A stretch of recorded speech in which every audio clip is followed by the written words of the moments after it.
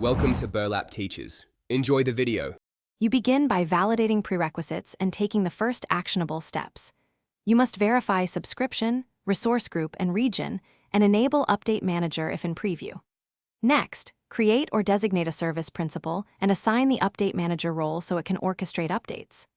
Once done, tag and group target machines, include Azure VMs, Arc-enabled servers, or scale sets, and confirm outbound connectivity and required ports. This lets Update Manager communicate and inventory installed updates.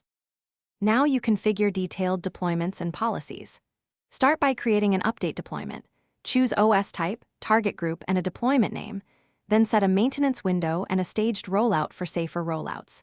Make sure to define inclusion and exclusion lists for KBs, add pre- and post-deployment scripts, and select reboot behavior so automation matches your SLAs. Also, set compliance thresholds, retry intervals, and hook notifications to Teams or email. This enforces success criteria and informs stakeholders. Finish by validating and finalizing the rollout. You should run a small pilot, monitor live logs, and Update Manager compliance reports, then scale to broader groups when results meet thresholds.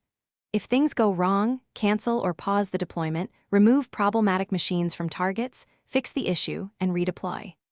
One key troubleshooting tip: check agent health, network access, and service principal permissions first, then confirm Update Catalog Sync. These three often resolve failed scans, missing updates, or failed installations.